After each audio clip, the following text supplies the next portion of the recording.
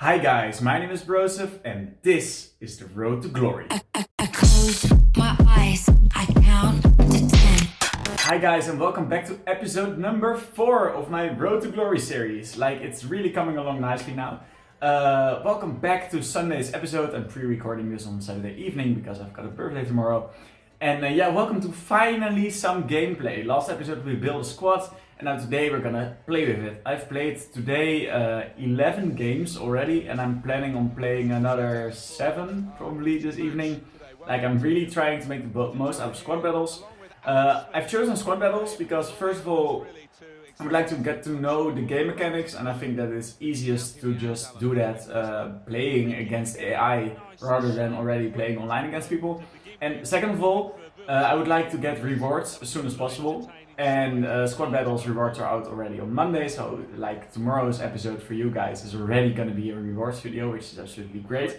And second of all, for Division Rivals, you first need to get ranked, which takes 5 games, and then afterwards you can start playing, so that takes quite a while.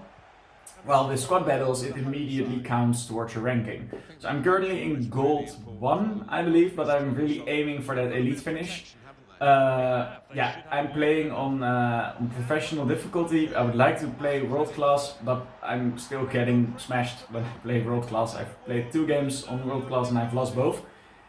Which is not a good sign, but it's just I never ever play against AI. The only time I play against AI is on the demo. Well, last year I didn't play a single game against AI, I think. I really hate it because I'm so used to playing against real life people. I know what decisions they are gonna make. Well, I do not know how the AI thinks, so because I've been playing 10,000 games online, I really know what people are gonna do, and I have that advantage because I play so much. Well, against AI, I don't have that advantage because I don't know what they're gonna do. So I chose professional difficulty to really win all my games, which I do. I don't think I've lost a game on professional difficulty. I've lost 2 on world class, but the other 9 I've won. And I wanted to bring you the highlights of the 11 games, but I've just realized that takes so much time. I've played for 7, now not 7, I've played for 4 hours today already, then I would need to watch back 4 hours to take out the nicest goals. I don't have the time for that. So I just chose one of my best games. This was actually, weird enough, the second game I played. The first game I played on world class and I lost. And then the second game I played on professional difficulty, which is this one, and which I won quite comfortably. You'll see the result at the end of this game. And I'm just gonna show you this full single game, and I'm doing it post-com. And then I'm gonna end off with 2 SBC sets, which I packed from which I get 2 packs. I managed to get 2 boards. I'm not gonna spoil it yet. And a little extra, which really surprised me, which will all be at the end.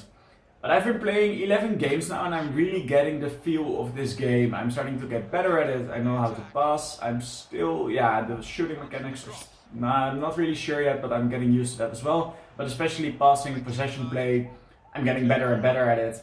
What I would like to do for today is do a team review of the team and the formation and the custom tactics, everything I did yesterday. How does it work in reality?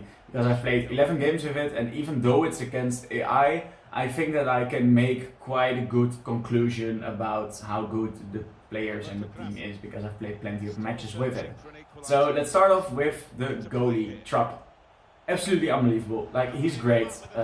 He's not top end. I mean, I'm not gonna say that he's better than Neuer or De Gea or anything like that, but he's really, really good. He's 83 rated and he makes his rating come true. He really, in some matches, he really saved me. In one match, I think he had 9 saves or so. So that's really great. So if you're looking for that quite cheap Bundesliga goalkeeper, go for Trapp. I really recommend him. He was one of the better players. I was by far one of the better players in the team. If I would have to give him a rating, I'd give him a 7.5, which is quite good. Then in defense, on left back I had Max, and he is what I expected that he would be, maybe a bit better, but he was really rapid. He won quite a lot of heading duels, which was quite surprising to me because I thought that he would be quite small. but he won quite a lot of his heading area battles, of his aerial battles, I mean. And yeah, but sometimes he lost possession, or he was just waiting instead of defending. He lost, like in the first game, he totally lost track of Messi, which is of course maybe obvious because it's Messi, but still, I wasn't really happy with him in that game, and he started playing better over the games because I knew what his strengths and weaknesses were. I would rate him a 6.5, which is quite okay.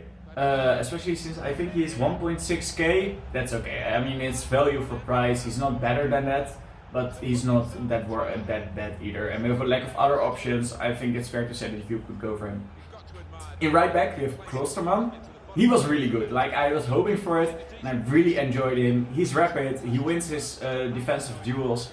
He's really good. So yeah, I would really recommend you buying him. I think I paid like 3,000 coins for him. But he's worth that. Like, I can see me continuing using Klosterman. He was quite well. He was quite good. Then at the center backs we have Upamecano and Konate, and they have almost the same entity in game. So for me it was really hard to determine who was who. So I'll just rate them both as a 6.0. They were okay. Strength-wise, they won a lot of battles and they're really fast, but like I predicted, their defensive abilities, like their tackles, are not that good. It's not that I caused a lot of penalties, that wasn't the problem. I think I've conceded 0 penalties so far, but it's just that, yeah, they didn't feel like really good defenders, and that's why their price, even though you expect them to be really OP, their price is quite low. I think Konate is like 1.2k and Upamecano is 3k. Or the other way around, I don't know. But that's quite cheap for how good you expect them to be. And that's maybe because they are not that good. Maybe this game you do need a defender with actually really high defensive capabilities. For example, Godi would be a nice example. And maybe even PK, someone like that. We'll see in the future. And the most important problem with them was their passing. Like, I don't know the passing stats of them, but they get, I need to learn. Maybe this year I need to just clear the balls instead of trying to play my way out of defense. Because with their passing and when they're under pressure, they gave away a lot of balls, and like that really led to a lot of chances against me, and I do not like that at all. So I'll have to think about that. Maybe buying defenders with better passing or just clearing it, and because this led to a lot of trouble. So I would rate them both with a 6.0. So a 7.5 for Trupp, 6.5 for Max, Klosterman I give a 7.5 as well, and 2 6s for the centre backs. Then in midfield, probably the biggest surprise on the left centre mid, Toni Kroos. If you have 20k, pick him up right now. He's absolutely great. Like, you don't notice that he's 45 pace. He even outsprinted a centre back when he was running towards goal. So I could really not notice that he only had 45 pace.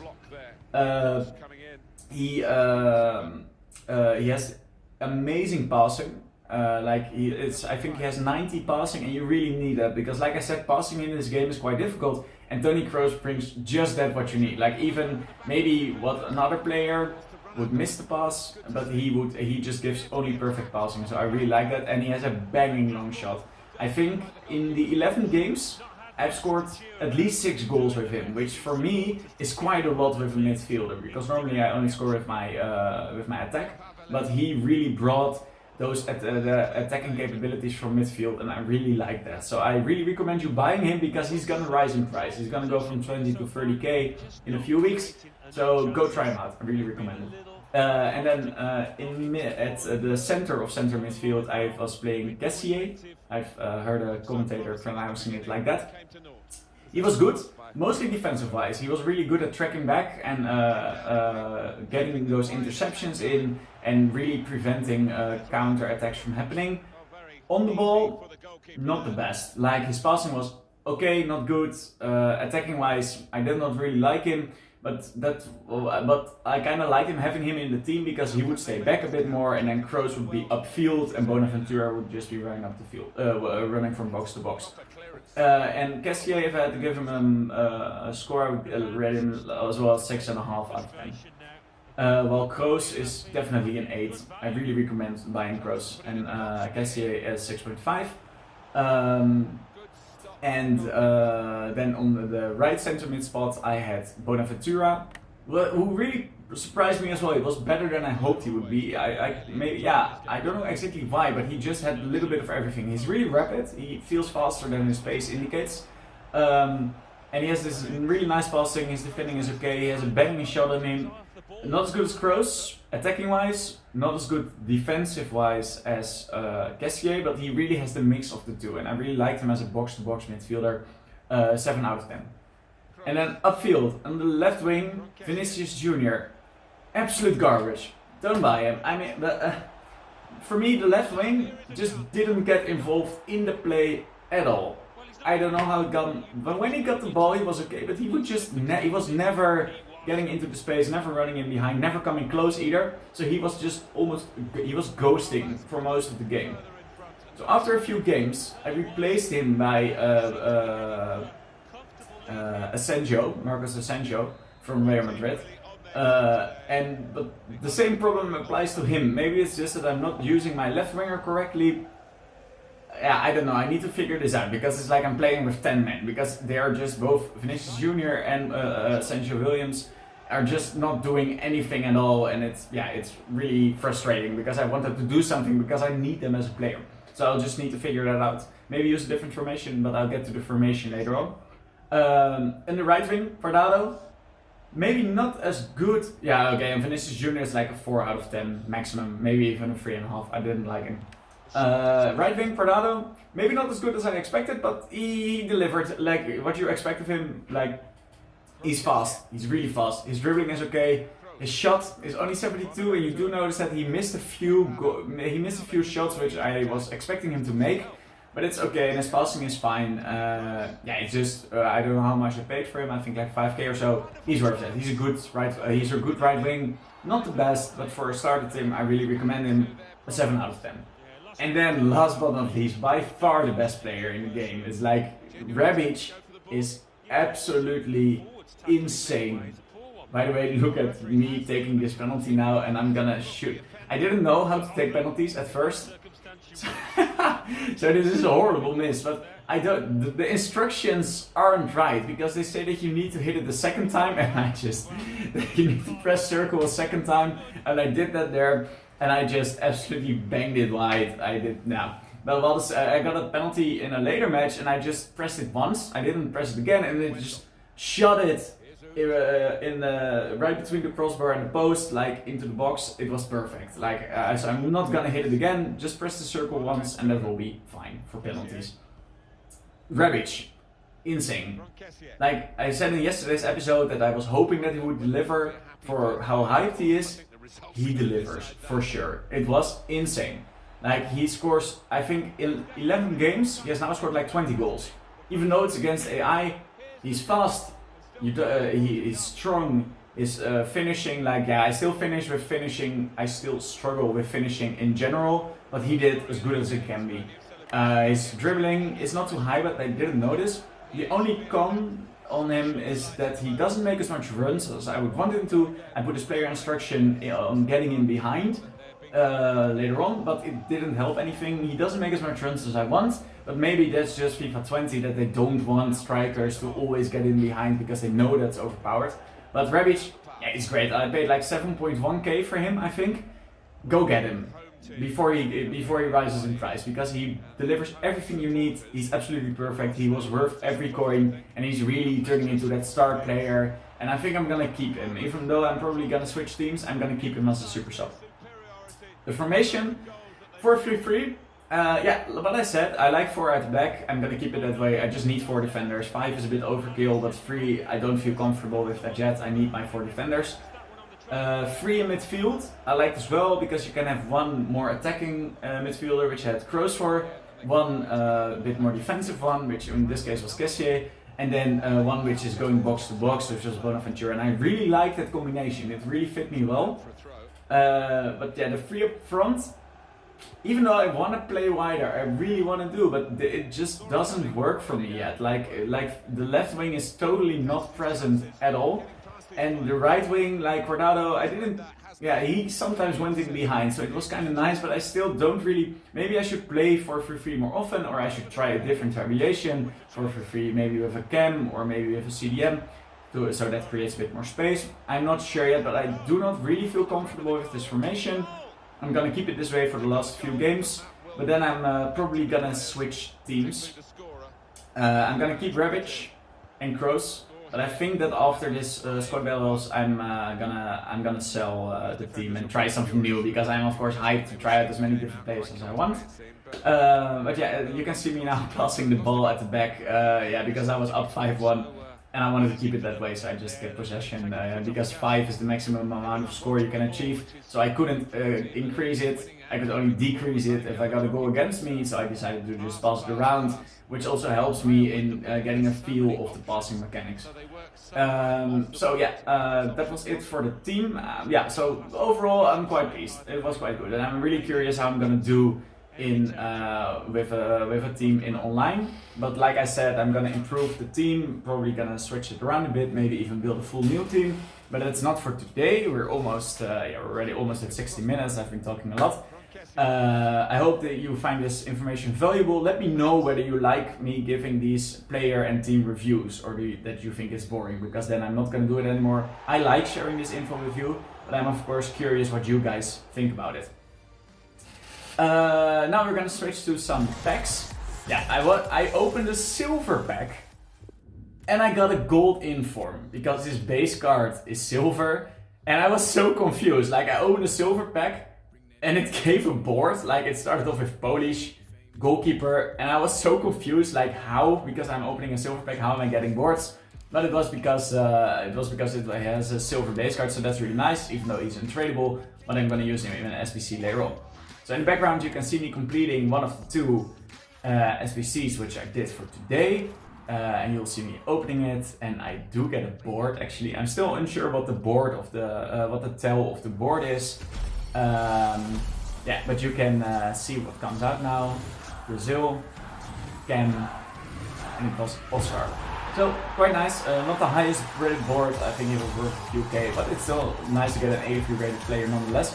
By the way, last video, in this video, I put in sound of the game on a really low volume. Do you guys like it? I've taken like 25% of the volume and put it in the background to really get the feel of the game, so you can hear a bit of the commentators, of the music, of the pack opening sounds. Or let me know whether you guys like that because it's more realistic, or that you think that it is a bit distracting and that it's a bit overkill, because I'm curious what you guys think about that. Oh yeah, by the way, I packed Tyson in this pack as well. He's worth 6,000 coins. He was worth more than Oscar. Maybe because he's overpowered, maybe because you need him for an SBC. I'm not sure. I do know that I sold him straight away. And now for the final pack of this episode, yeah, let's see. We get a board. I'm gonna spoil that, but let's see who we get. English goalkeeper from Everton, and then when I saw English goalkeeper, I almost knew for sure that it was Pickford. I packed English national goalkeeper Jordan Pickford. Yeah, I immediately sold him for like 2-3k, something like that. So yeah, guys, that was it for today. Tomorrow is gonna be, I'm gonna now continue playing the final squad battle games, and then tomorrow I'm gonna be there with rewards. Hopefully elite squad battle rewards, probably gold 1 rewards. And I got a weekly pack from EA because I bought the Champions version. So that's gonna be really nice. And then for Wednesday's episode, I'm probably gonna do an online draft because I'm curious to try out the draft, maybe try out that Ronaldo, that Messi. I'm really hyped to get the draft going. But this was it for today's episode, guys. Thank you for watching. Please leave a like, comment, subscribe to this channel if you're new. I'm out. Ciao.